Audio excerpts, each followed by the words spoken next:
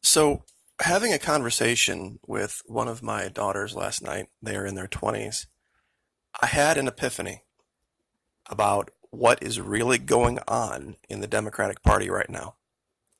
I have refrained from talking about politics as if it were the plague. I've even gone so far as to not even use the name of the current leader, just because that word is so controversial here on this platform that it by itself can get you demonetized. So, I would like to give my audience an insight into something that is coming that no one is seeing. Something that has happened in the last, 5 to 7 years over on the Democratic side that they don't want you to know. You see, I've always been a big fan of Know Thy Enemy. And so I listen very closely to what these people have to say. And even back during the last cycle, I was listening to everyone, both sides, and just so disillusioned with the amount of inane rhetoric. But this is a new level. All of these candidates are talking about things in ways that are incredibly simplistic. They aren't using complex terms. They aren't using ideas that you would need to be an adult to understand. There's even a channel out there on YouTube that has recently seen an immense amount of growth that talks specifically about topics on the left and uses vocabulary that for you and I know my audience is 40 and over, would seem like high school stuff.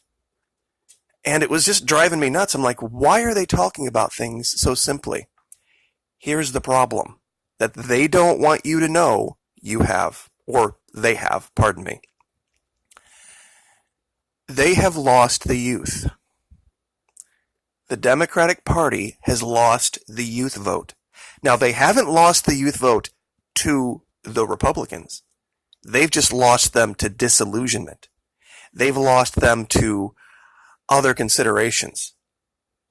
And this shows it right here. See, this was 12. This was the last time Barack Obama ran. And then this is the last election. They lost 5%. They lost 5% of the youth vote in one cycle. Why? Hillary. Period. That's why. They lost something they had gained back in '08. And they don't want the R side to know it. They are trying to hide it as much as they can. Because these young people are looking for a third party. This is an amazing opportunity to bring to the forefront an alternative to the R and the D. I think they would gravitate to it in numbers never before seen.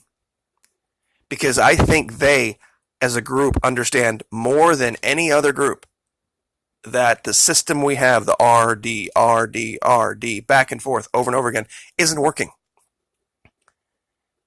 And I'm also going to, here in a couple of minutes, tell you exactly who the D are going to nominate this time.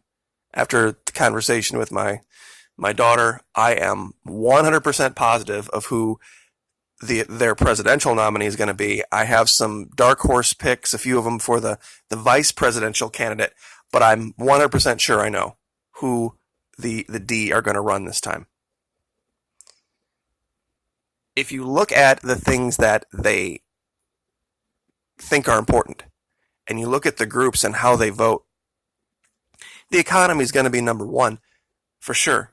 Who's going to help me make more money? Number two is going to be who's going to help me be more popular? Because they're still in that mode. They are still, the entire D party, the entire group over there on the left, they are attempting to sway one group of people only, because their older D voters are going to remain their older D voters, because they're so dead set in their ways. Once people get 30, 35, 40, they get so disillusioned with life that they gravitate toward anything that they can predict. Same thing on the right, same thing on the left. I'm going to vote R no matter what, or I'm going to vote D no matter what. It's just the way people are, because it gives them a sense of normalcy in a world these days that things change so quickly. See, this is the thing that was true in 2008 that has changed greatly. Greatly. And like I said, it doesn't have anything to do with the current guy who's in the White House. He's not going to pull any new young voters. And I'm not going to debate whether that's right or whether that's wrong. It's just the way it is. It has a lot more to do with it being a bunch of old people. The current administrator was just one old man, 70-something-year-old man, and the person he ran against last time was just some 70-something-year-old old woman. That's all the youth see. That's all they see. Nothing that represents them or their issues or anything like that. And the D thought they had that wrapped up. The D thought that that was something they would never lose. They never thought they would lose it to just sheer, I'm not going to vote for anybody because there's nobody that represents me. And had there been a representative from the Green Party that wasn't yet another old white person, I hate to say it, or old person in general, Jill Stein, they would have seen an immense gravitation. Had they back then decided to run somebody like a Tulsi, same thing. Same thing now with the Libertarian Party.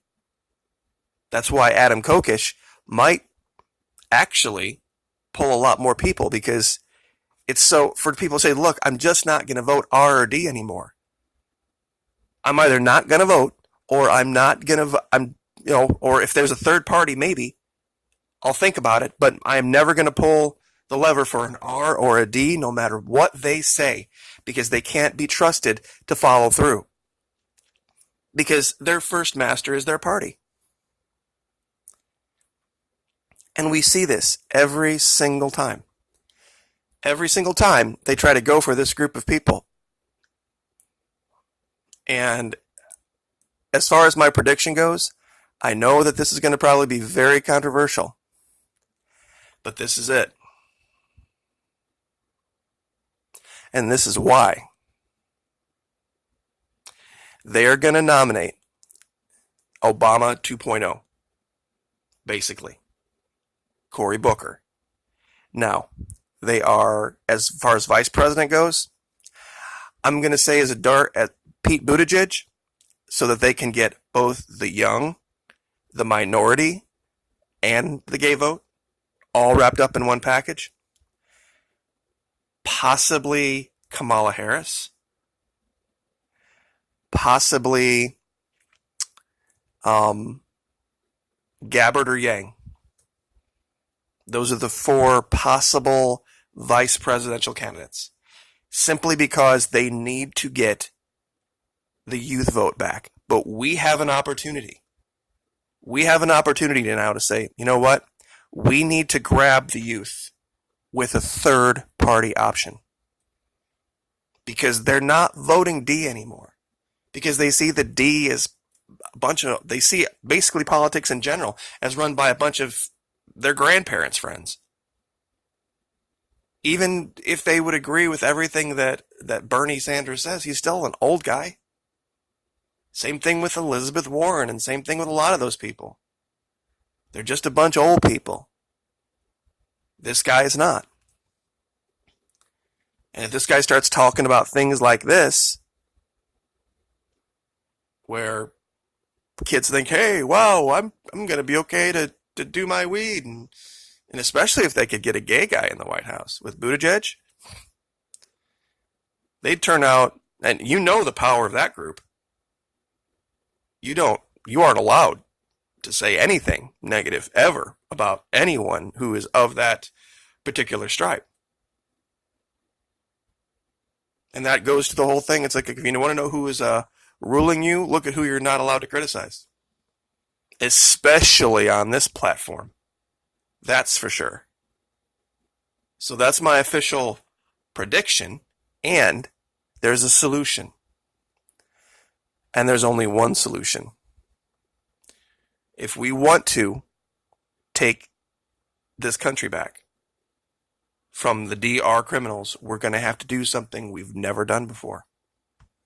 And it's going to be hard. I know it's going to be difficult to do. But this is why I have the t-shirts below the video, devoted to these election night returns. No R, no D, no matter who they are. And we'll leave that there. Like, share, subscribe.